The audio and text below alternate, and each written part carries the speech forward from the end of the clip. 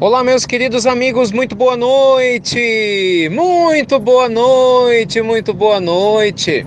Começando mais uma pílula noturna do nosso amado Evangelho. Pois é, diante de ontem foi uma vespertina noturna. Hoje nós voltamos à nossa pílula puramente noturna. Tudo bem com vocês? Deus abençoe a cada um.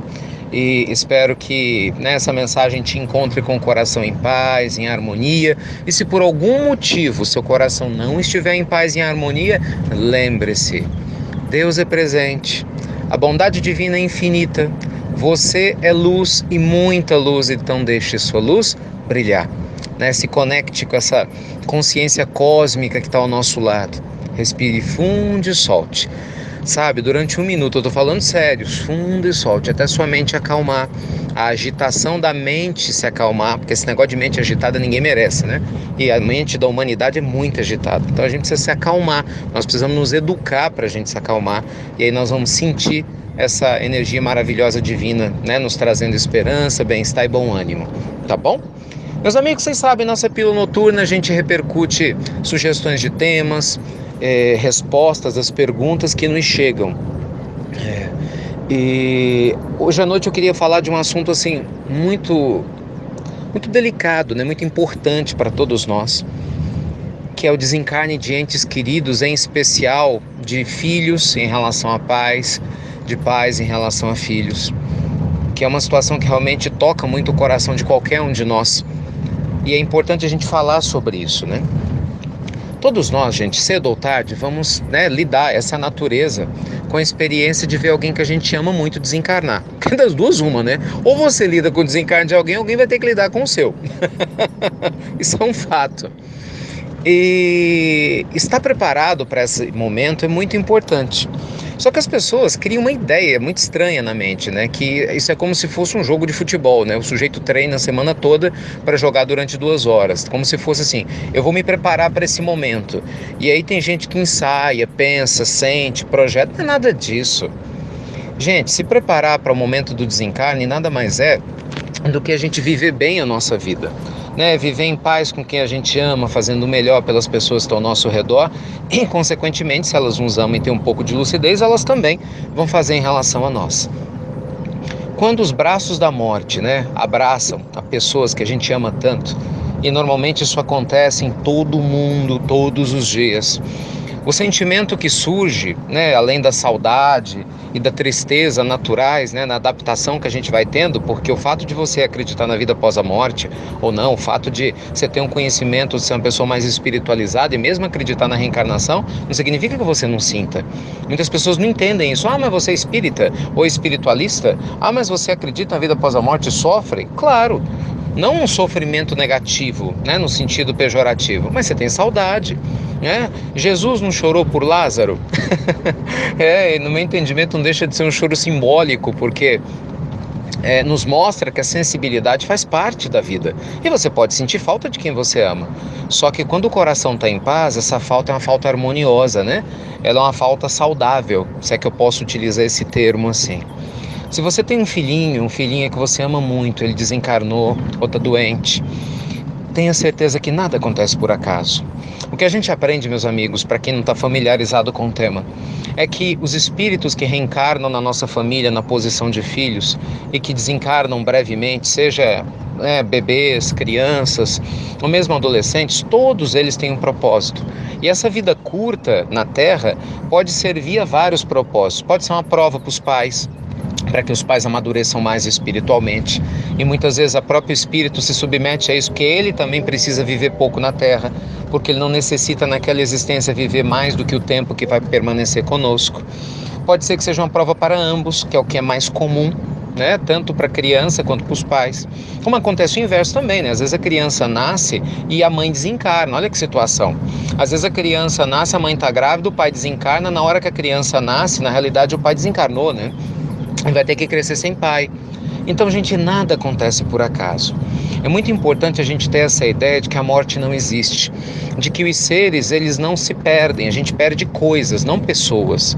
Muito importante falar sobre isso, pessoas, elas são conquistadas, né? Os vínculos do amor são eternos. Então a gente não deixa de ter contato com quem a gente ama porque esse ser desencarnou. Simplesmente a forma física não existe mais, mas a ligação espiritual está em conjunto. O ser recebe a sua influência psicológica, né, da sua mente. Quando você ora por ele, ele está recebendo o seu carinho. Do mesmo jeito, né? Se a gente se desespera, ele sente o nosso desespero e faz mal. Por isso, quando a gente ama muito alguém, a gente precisa entregar na mão de Deus e não se desesperar, né? Por mais difícil que seja, aprender a lidar com a saudade de uma maneira harmoniosa, né? Que é o quê? Dar um passo de cada vez, aprendendo a viver, se adaptando ao desencarne de quem a gente ama muito, mas é uma realidade, e pedindo a Deus e dando a liberdade para abençoar quem desencarnou e dando a liberdade para esse ser seguir em paz. Senão imagina ele lá no mundo espiritual, seja quem for, seu pai, sua mãe, seus filhos, enfim, seja lá quem for, desesperado. Uma coisa que eu aprendi com um amigo espiritual é o seguinte, ele sempre fala isso, né? Então, assim, imagina uma pessoa que viaja, que você ama muito e viaja para um país distante. E aí essa pessoa te liga lá desse país. Oi, tô aqui viajando, eu tô em um país distante. Aí você fala, ai meu Deus, que saudade de você, eu não dou conta, por favor, volta, volta, volta. Aí vamos supor que essa pessoa num país distante não possa voltar. Como é que você acha que ela ia ficar? Muito triste, não ia? É a mesma coisa que acontece quando a gente tem alguém que a gente ama muito e desencarna e a gente se desespera. É o tipo de mensagem que a gente manda para ele ou para ela. E ela não pode voltar. Não agora, não na forma física que tinha recentemente. Agora não é diferente? Você chega, por exemplo, a pessoa que mora em outro país e você ama muito e ela, nossa, eu tô com saudade de você, mas automaticamente você chega e fala assim, olha, eu também tô com muitas saudades, muita, mas eu sei que é bom para você estar aí, né, já que você viajou, isso, né, foi uma experiência importante, fica, né, com meu amor, com meu carinho, e eu sei que você também tá me enviando, e com a graça de Deus, na primeira oportunidade, eu sei, né, que naturalmente a gente vai se rever e vai dar tudo certo. Então, gente, a certeza da vida após a vida, a certeza de que nada ocorre ao acaso, a bênção que a consciência da reencarnação traz para as almas humanas é extraordinária. É com todo o carinho, claro, que a gente tem respeito, né, a quem não crê na reencarnação, no nosso entendimento, porque não estudou adequadamente ainda. Normalmente são dogmas religiosos que as pessoas aceitam sem questionar, né? Até pelo medo de punições espirituais, o que é um absurdo, porque Deus não pune ninguém por querer entender a vida realmente como ela é. Mas esse é um assunto para outra pílula. O fato, independente de religião, é que nós temos o direito de viver sim a nossa dor, né, da saudade, da transição, né, da pessoa que a gente ama muito e desencarnou, mas ao mesmo tempo de dar o direito dela seguir, é ou não é? Porque na hora que chegar o nosso momento da gente desencarnar, por mais que a gente sinta saudade do outro lado, a gente também vai precisar seguir, não é? E quem estiver aqui, quem permanecer, a gente vai querer o quê? Que fique bem, não é? Que continue emitindo vibrações positivas. Então, meus amigos, confiem. Peça que Deus abençoe quem você ama muito, mas siga adiante. Confie na providência divina iluminando sua caminhada e a trajetória de quem você quer tão bem.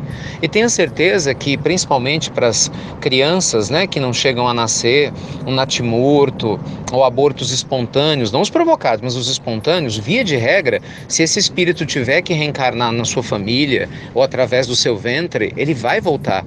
A gente tem notícia de espíritos que tentam 1, 2, 3 vezes, né, na mesma mãe, com o mesmo pai, até o momento do retorno. Então, meus amigos, nada acontece ao acaso.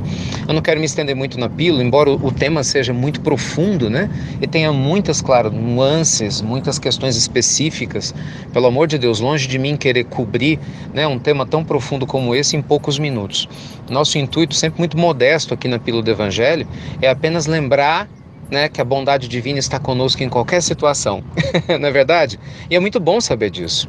Porque às vezes a gente esquece, né, na hora do desespero, na hora que a gente, com a nossa mente agitada, acaba entrando no turbilhão da dor, a gente às vezes se esquece, né, de como a vida é linda, é bela e de como é maravilhoso ter seres ao nosso lado e que eles também têm que seguir a caminhada deles na sua evolução, como nós também vamos seguir a nossa, como a gente está seguindo, não é isso?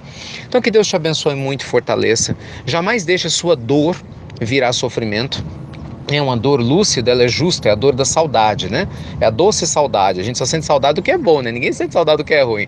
Então sentir saudade faz parte, mas o sofrimento ele é opcional. O sofrimento existe nos corações que se revoltam, né, que não querem seguir adiante, que querem brigar com Deus, que se sentem injustiçados e, consequentemente, se fecham para a vida, achando que isso vai trazer a pessoa que você ama de volta. Pelo contrário, só afasta de você, porque a sua vibração fica muito baixa quando você fica revoltado, e aí até o outro, né, que desencarnou no momento que quiser se comunicar com você, quando for possível, espontaneamente isso acontecer, dificilmente vai conseguir. Por quê? Porque a sua vibração vai estar tão baixa, com tanta tristeza, angústia, rancor, que a pessoa não consegue nem em espírito, em sonho, né, entrar em contato contigo. Então, ficar bem, gente, é a melhor forma da gente honrar a memória de quem a gente ama e desencarnou, e até se predispor espiritualmente para, no momento mais adequado, que a natureza divina, né, julgar adequado, e esse ser pudesse comunicar conosco, né, ainda que a gente não se recorde, mas sinta das mais variadas formas, visitando o nosso lar, enfim, estando com a gente, e socorra da melhor forma possível, porque nós vamos estar preparados, né, para isso.